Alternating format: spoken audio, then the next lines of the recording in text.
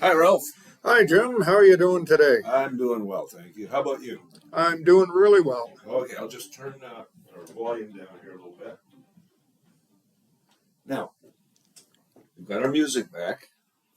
We should have a contest to see which music we have that people like best. They like this one, or is there something else? We could do that. That could be fun, yeah. Ralph, you're our linguist in the group, in the room here. Now, I came across a word the other day that was kind of new to me. I understood it when I saw it, but have you ever heard of the term kidult? Well, only recently have I heard it, and doing a little research, I discovered that it's what, for lack of a less fancy term, we'll call a neoglism, which is a new word, Okay. a 50-cent word for a new word. And basically what it means is somebody who is chronologically an adult, Okay. which is to say in our society, as we measure things, over 21, Right. but who still behaves somewhat like a kid. Okay. Now, that's what I understood also. And so when I started to think about it, I thought, gee, that's kind of pathological in a way. That's kind of like arrested development. What do you think? Well, it could be, although I haven't seen a sheriff coming around to too many 21-year-olds to arrest them for development. Okay. But I think it's not really a question of that so much as it is a question of the contradictory things between young people who are less than 21 and the pressures that they are now experiencing in society, as opposed to the kind of, again, for lack of a more exact term, free range childhood that people like you and I had. Yeah. So as I look into this Kidult thing, I see that they're collecting tiny action figures. They're on video games a lot. They're the books that they're reading are those illustrated novels. Uh-huh. When we had actual words in our books, right? Right. Okay. Although we Comic did books, yeah. we did read and collect comic books. Mm-hmm. I wish I had some of my old comic books back. Yeah. Would have been a good investment, right? They would have, yeah. Now, the thing that I look at is I say, okay, well, the Kidults are playing video games, but the thing that's interesting is a lot of them are buying what are now called retro games. Yeah, they're going back to Pac-Man and things Space like Invaders, that. yeah. And they're not saying I want to play a multimedia, multiplayer action game, which requires too much intellectual effort. I'm just going to play Pac-Man for an hour. Play Pong or something, yeah. Yeah. And so you look at it and you say, okay, well, that harkens back to a more innocent time. Mm-hmm. Yeah, I mean, anything before, what's that one? The car one. I'll think of it after the podcast is over.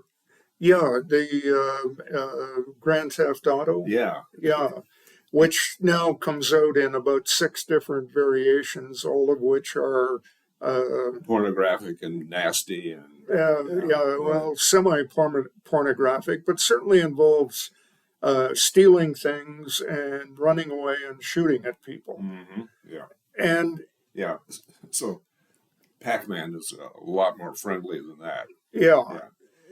So, I look at it and I say, okay, well, why should we be seeing that?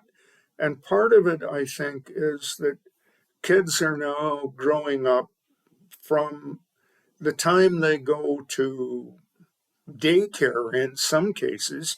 They're being told by their parents that you have to do well, you have to, succeed. You have to be the best kid in daycare, even though you're only 3. Mm-hmm. And you have to know how to read by the time you go to kindergarten. And when you finish high school, you have to be qualified to get into A good school. a really good Really good university. school, And, a lot of kids are saying, wow, I grew up with all that pressure. And you know what? I didn't have any time to play. Yeah. I didn't have any fun. And, we were talking about Jimmy Buffett a little bit ago. I was thinking maybe we'll do a whole podcast on the wisdom of Jimmy Buffett. But in one of his songs, he says there are so many people out there that they've never had a good time. They've never had any fun. And in one of his songs, he talks about life being like a tire swing.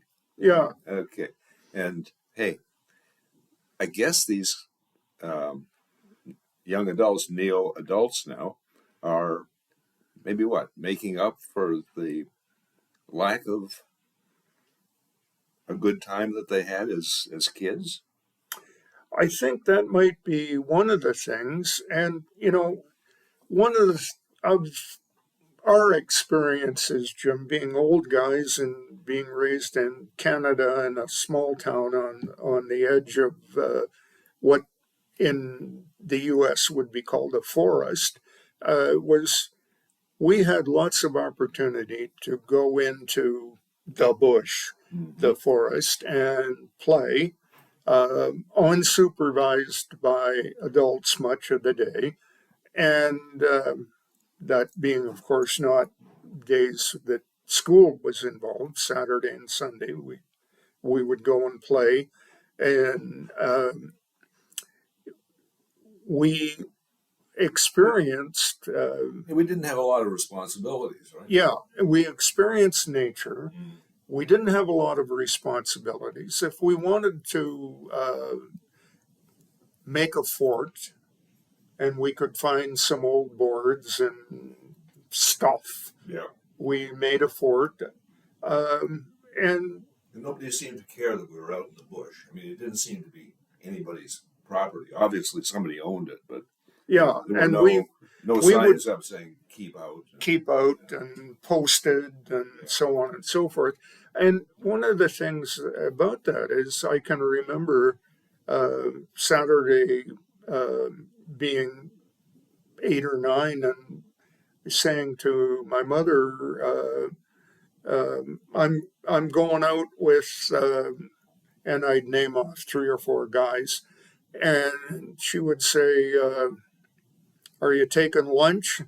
And I'd say, "Yeah, I made a sandwich." And she'd say, "Okay, supper's at 5." Mm-hmm. You know, so I You and was your buddies could go out and build a fort or play cowboys and indigenous people. yeah, Yeah. or army or whatever, Yeah. And so we looked at that, and I thought, okay, the difference between those kinds of pressures and going to school and being encouraged to do well, but not being told your entire life depends on you getting into the best university. Mm-hmm. Well, in your case, expectations were pretty low. You probably didn't hear that from your parents anyway, right? No, not really. Me either. Yeah, but now I think what we might be seeing here is not a rebellion, but and not a regression, but just somebody deciding that they want to have a little fun with life. I mean, that's why you walk around here and you see people in their cubicles. Yeah. We have more cubicles here at CMU than you can shake a stick at. But what do people have in their cubicles? They've got all sorts of jokes and cartoons and things like that, trying to liven up and Yeah, their environment. hanging mobiles and pictures of their family or cartoons done by their kids. Yeah, You know, and I was listening to NPR just this week, and there was a story that came out of the Wall Street Journal, and it was kind of interesting. I think of China as being kind of conservative and straight-laced, but the folks over there are coming to work in places like TikTok in their pajamas. Okay. Well, I mean, if you slept in the nude, that wouldn't work very well for you. But I don't know. It's not a regression kind of thing. It just seems to be wanting to reclaim some lost childhood experiences, perhaps. Yeah, and I think that's a good term for it, Jim, that you want to reclaim your youth. And, I would like sometimes to reclaim parts of my youth. And maybe that's why I like to go out and wander around in the woods. I'm just reclaiming my 8-year-old self. In the words of Bilbo Baggins, not all who wander are lost, right? Yes. Okay. Hey, well, Ralph, speaking of humor, we've got the new favorites catalog here. Okay. Last year, we went through it. We talked about some of the fun things that people were putting on their T-shirts or wearing in their bodies. And so I thought we'd do that again today for just a couple minutes. Okay. Now, here's things that I hadn't seen before. These are those little onesies that kids wear. Okay. So infants. Yeah. Now, here's one that you pointed out to me. Glad to be out. I was running out of womb. Okay. The punster in me likes that one. Mm-hmm. The other one that you pointed out to me that I like is the 9-month-old looking up at mother and father and saying, "You people are huge." Yep. Or here's one. Good at naps. Although most kids aren't good at naps, their parents might be. Or wish they were. Yeah. Let's see. Real women watch football. Well, my niece Jane would certainly agree to that. Yeah. And they watch the Lions win at football. At least recently. Mm-hmm. And the old saying that it takes a village, I also think it takes a vineyard. My husband's wife is awesome. Let's see. And of course, in my case, I have to like the one that says that my wife is left-handed, but she's always right. Short people are just like tall people who are short.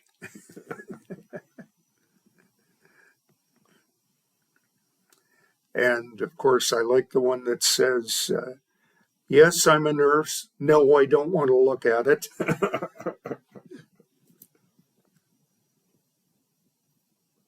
Let's see. Here's a good one for you. I wish more people were fluid in silence. Yes. Let's see. Camping. That's where you spend a small fortune to live like a homeless person. That would be the case. In my neighborhood, I think all of my neighbors should get this T-shirt. Lawn enforcement officer. Well, the one that I really like and I relate to is I just did a week's worth of cardio after walking into a spider web. Or how about this one for you, Ralph? Warning sign, that little exclamation icon. Warning, grumpy old man. No, that is not you. Forget it. Or maybe me. Okay. Well, I can honestly put up one that says, Dad, Grandpa, Great Grandpa, I just keep getting better. Yeah. Happiness is a big fish and a witness. And a witness, yes. It's very important to have a witness to a big fish. Mm-hmm. With a body like this, Who needs hair? So, the thing is that we're going through these mostly because they are things that bring a smile or maybe even a laugh to us.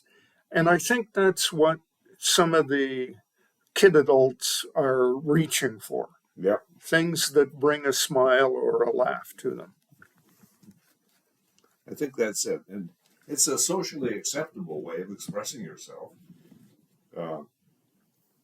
My doctor asked me if any member of my family was bothered by or suffered from mental illness. And I said, no, they all seem to enjoy it.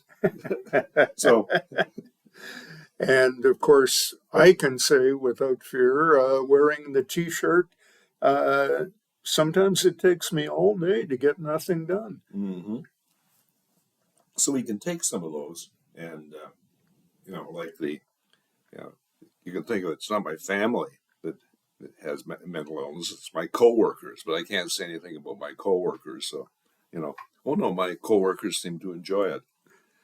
Yeah, I think there's something to be said for this um, kid. Say it again. Kidult. Kidult. Yeah, there's no A in there. So without the A, it's kind of a hard word for me. It doesn't trip over the tongue lightly, but it is. So if you find yourself going down the basement and wanting to play Pac-Man or wanting to go out in the bush and build a fort or just go to the park and with your kid or your friend and get on a teeter-totter, hey, it's okay. Yeah, and I saw a YouTube with a guy who was maybe 25, and one of his hobbies was taking old and broken model cars and fixing them up, making them like new again. And I thought, well, that's a strange hobby for a guy who's 25. But maybe it isn't. Maybe it's, hey, I can remember going past the hobby shop when I was 8 and my mother saying, no, we can't afford, the model car's $20. We can't afford that right now. Mm-hmm. And now that I can afford it, maybe you'll do it. Maybe I'll do it. Yeah. Okay. So I think you've heard it here on the Psych Takeaway. You've got license from Ralph and I to, hey, enjoy some of the kidness in you. It's not pathological. No, recapture your childhood and enjoy it in your adulthood. And in the meantime, do not forget to keep your stick on the ice. Because we're all in this Together.